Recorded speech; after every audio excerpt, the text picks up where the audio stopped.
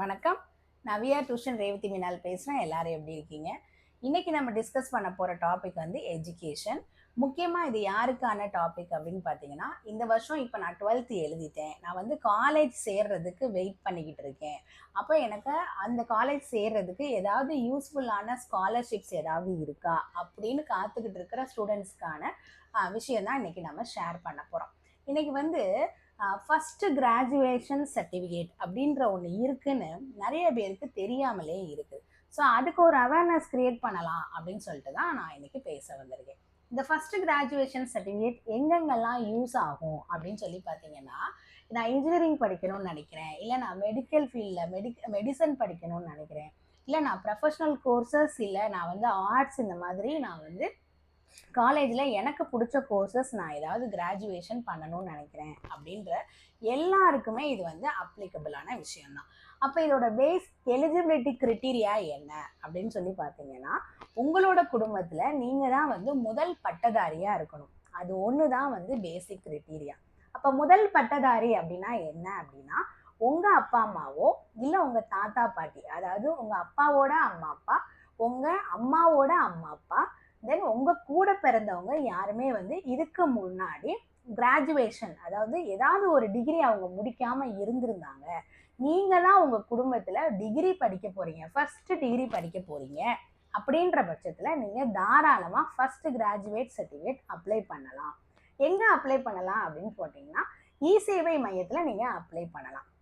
அதுக்கு supporting documents என்னென்ன வேணும் அப்படின்னு பார்த்தீங்கன்னா, எந்த அப்ளிகண்ட் இப்போ யாரை அப்ளை பண்ணுறாங்களோ அவங்களுடைய ஃபோட்டோ, தென் அவங்களுடைய டிசி. ஏன்னா நீங்கள் இப்போ 12th முடிச்சிருக்கீங்க, உங்களுக்கு இன்னும் ரிசல்ட் வந்திருக்காது. ஆனால் உங்கள் ஸ்கூலில் போய் நீங்கள் டிசி அப்ளை பண்ணீங்க அப்படின்னா அந்த டிசியோட காப்பியை நீங்கள் கொண்டுட்டு போங்க. தென் உங்கள் அப்பா அம்மாவோடைய டிசி. இப்போ அப்பா அம்மாவோட டிசி அப்படின்னா சில பேரண்ட்ஸ் வந்து படிச்சிருப்பாங்க, சில பேர் வந்து ஒரு ஸ்கூல் ரொம்ப மினிமம் ஃபஸ்ட் ஸ்டாண்டர்ட் தான் படிச்சிருக்காங்க, 5th ஸ்டாண்டர்ட் தான் படிச்சிருக்காங்க, இல்லை ஸ்கூலுக்கு போனாங்க ஆனால் அவங்க ட்ராப் அவுட் ஆகிட்டாங்க, அவங்க போய் டிசி எல்லாம் வாங்கலை. அப்படின்ற பட்சத்தில் அவங்கெல்லாம் என்ன பண்ணுவாங்க அப்படின்னா, நீங்கள் இ-சேவை மையத்துக்கு போனீங்க அப்படின்னாலே இந்த மாதிரி நீங்கள் அப்ளை பண்ணணும்னு கேட்டிங்கன்னா அவங்க ஃபஸ்ட்டு கேட்க போகிறதே உங்கள் பேரண்ட்ஸோட டீட்டெயில்ஸ் தான் கேட்பாங்க. அப்போது இந்த மாதிரி ட்ராப் அவுட் ஆகிருக்காங்க, அவங்கள்ட்ட டிசி இல்லைன்னு சொல்லும் போது அவங்க supporting document self declaration form அப்படின்னு ஒன்று அங்கே இருக்கும். அதை வந்து உங்கள் பேரண்ட்டை வர சொல்லி அந்த ஃபார்மை ஃபில் பண்ணி அதை அவங்க அப்லோட் பண்ணுவாங்க. ஸோ செல்ஃப் டிக்ளரேஷன் ஃபார்மை, டிசி, உங்களுடைய ஃபோட்டோ, தென் முக்கியமாக உங்கள் சிப்ளிங். இப்போ சிப்ளிங் வச்சு பார்க்கும் போது உங்களுக்கு அதாவது கூட பிறந்தவங்க எத்தனை பேர் இருக்காங்களோ அத்தனை பேருடைய டீட்டெயில்ஸுமே வேணும். அவங்க ஸ்கூல் படிச்சுட்டு இருக்காங்க, இல்லை காலேஜ் படிச்சுக்கிட்டு இருக்காங்க. இப்போதான் நீங்கள் சொன்னீங்க ஃபஸ்ட்டு கிராஜுவேட்னா என்னோட கூட பிறந்தவங்க காலேஜ் படிக்கக்கூடாது அப்படின்னா, அவங்க அதாவது ஃபஸ்ட்டு கிராஜுவேஷனுக்காக கவர்மெண்ட் வந்து நமக்கு என்ன சலுகை கொடுக்குதோ அதை உங்கள் குடும்பம் சார்பாக யாருமே இதுக்கு முன்னாடி பயன்படுத்தியிருக்க கூடாது, அவ்வளோதான். இப்போ உங்கள் அண்ணனோ அக்காவோ படிக்கும் போது இந்த ஃபஸ்ட்டு கிராஜுவேஷன் சர்டிஃபிகேட் அப்படின்ற ஒரு விஷயமே இல்லை. ஏன்னா இது வந்து 2010 தான் வந்து இம்ப்ளிமெண்ட்டே பண்ணாங்க. ஒன்று அவங்க அதுக்கு முன்னாடி படிச்சிருந்துருக்கலாம், இல்லை அவங்க ரீசன்ட் பீரியடில் படிச்சிருந்தாலும் அவங்க படிக்கும் போது உங்களுக்கு இந்த அவேர்னஸ் இல்லாமல் இருந்திருக்கலாம். அதனால நீங்கள் ஃபுல் ஃபீஸ் கட்டி படிக்க வைக்கிறீங்க அப்படின்னா அவங்க என்ன சர்டிஃபிகேட் வந்து சப்மிட் பண்ணணும் அப்படின்னா போனஃபைட் சர்டிஃபிகேட் வந்து சப்மிட் பண்ணணும்.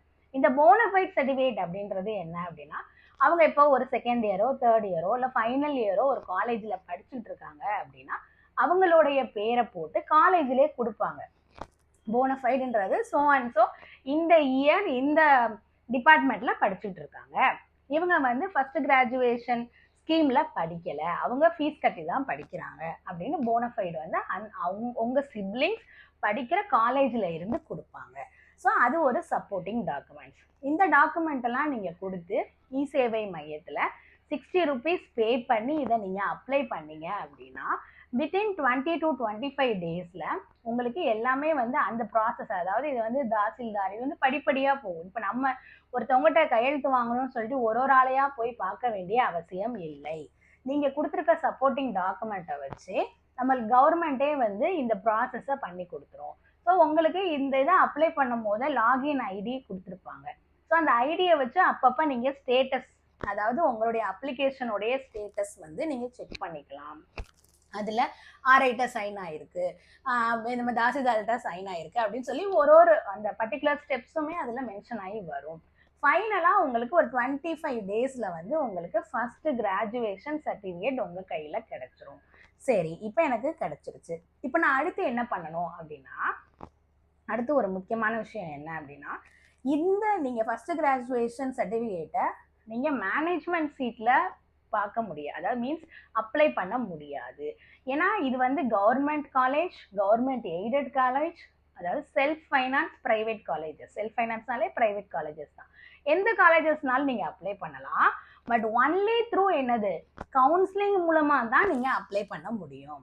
நீங்கள் அந்த காலேஜோடைய கவுன்சிலிங் டேட் எல்லாமே வந்து ஜென்ரலாகவே வந்து நியூஸில் சொல்லுவாங்க. ஃபார் எக்ஸாம்பிள் இப்போ இன்ஜினியரிங் எடுத்துக்கிட்டிங்கன்னு வச்சுக்கோங்களேன், engineering counselling date, medical counselling date, அந்த மாதிரி ஒன்னொன்றுத்துக்கும் டேட்ஸ் வந்து முன்னாடியே அனௌன்ஸ் பண்ணிடுவாங்க.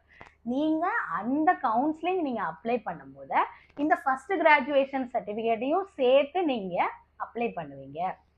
அப்போ உங்களுடைய கம்யூனிட்டி, 10th 12th டிசி, இந்த மாதிரி பேசிக் இதெல்லாம் நீங்கள் அப்ளை பண்ணிக்கிட்டே இருக்கும்போது இந்த ஃபஸ்ட்டு கிராஜுவேஷன் சர்டிஃபிகேட்டையும் நீங்கள் அப்லோட் பண்ணுற மாதிரி வரும்.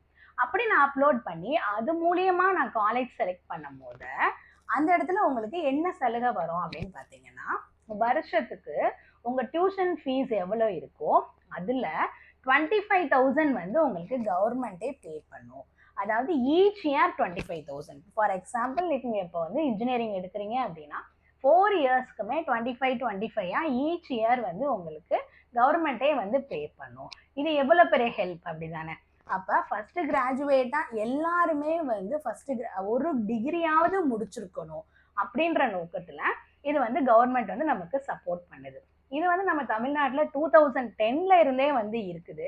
ஆனால் மோஸ்ட் ஆஃப் த பீப்புளுக்கு இன்னமுமே அது தெரியாமல் இருக்கிறதுனால தான் இந்த அவேர்னஸ் கிரியேட் பண்ணலாம் அப்படின்னு நினச்சேன். இதில் மெயினாக முக்கியமாக சில கொஸ்டின்ஸ் வந்து என்ன கேட்பாங்க அப்படின்னா, இப்போ என்னுடைய அக்காவோ தம்பியோ வந்து காலேஜ் படிக்கல, ஆனால் டிப்ளமா படிச்சிருக்காங்க, அப்போ ஆனால் அப்ளை பண்ணலாமா அப்படின்னு கேட்டால் தாராளமாக நீங்கள் அப்ளை பண்ணலாம். டிப்ளமா, ஐடிஐ, இல்லை டிப்ளமேட்டிக், அதாவது நர்ஸ், இந்த மாதிரி எது படிச்சிருந்தாலுமே அவங்க அது டிகிரி கிடையாது, அது வந்து டிப்ளமோ அப்படின்னு தான் சொல்கிறாங்க.